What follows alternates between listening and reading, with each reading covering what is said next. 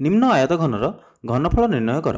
पिला माने आमे घनफल कहले कौन बुझिबा? कौनसी घनवस्तु वायु जल किंबा शून्य रे अधिकार करथिबा स्थानर परिमाप को आमे कहिबा सही वस्तुर घनफल। ए आयतघनर घनफल अर्थात एही शून्य रे ए आयतघन केते स्थान अधिकार करिछि। किपरि जानिबा? जानिबा लगी मु गोटे समघन नैछि जहार दैर्घ्य प्रस्थ एवं उच्चता 1 सेंटीमीटर एवं एही समघनर घनफल हेबो 1 घन सेंटीमीटर। एबे आमे ए आयतघनर घनफल किपरि निर्णय करिबा? आमे कोन करिबा?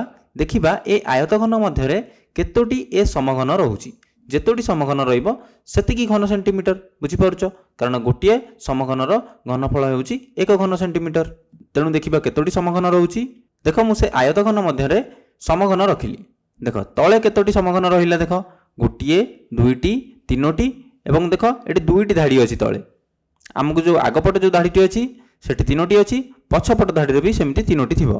तेणु तले रहिला 3 3 6 6टी समघन रहिला। एबे तले पाइले आमे 6टी। ऊपर भी देखो केतोटी अछि। ऊपर भी सेमती दुईटी धाड़ी, प्रत्येक धाड़ी रे तीनोटी लेखा अछि। 1 2 3 एठारे भी 1 2 3। तेणु 3 3 6 तले 6टी समघन अछि, ऊपर 6टी समघन अछि। तेणु केतोटी समघन रहिला? 6 रे 6 मिसेइबा केते हबो? 12। तेणु 12टी समघन अछि। गोटे समघनर घनफल हेउछि 1 घन सेंटीमीटर। तेणु 12टी समघनर घनफल हेबो 12 घन सेंटीमीटर। तेणु ए आयतघनर घनफल हेबो 12 घन सेंटीमीटर। 3 रे 2 गुणिबा 6, 6 रे 2 गुणिले 12। तुमे जदि दैर्घ्य प्रस्थ एवं उच्चता को गुणुच तुमे पाउछ 12। तेणु आमे आयतघनर घनफल निर्णय करिबा लागि आमे कोन करिबा?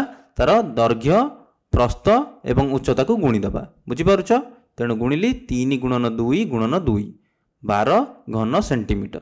एबे हम पाखरे गोटे समघन अछि। एही समघनर घनफल निर्णय कर। देख समघन भी गोटे आयतघन ही, किंतु जेउ आयतघनर दैर्घ्य प्रस्थ उच्चता समान ताहा गोटे समघन। एठारे दैर्घ्य भी 5 सेंटीमीटर, प्रस्थ भी 5 सेंटीमीटर, उच्चता भी 5 सेंटीमीटर। तेणु घनफल हेबो दैर्घ्य गुणन प्रस्थ गुणन उच्चता। तेणु 5 गुणन 5 गुणन 5 अर्थात 125 घन सेंटीमीटर।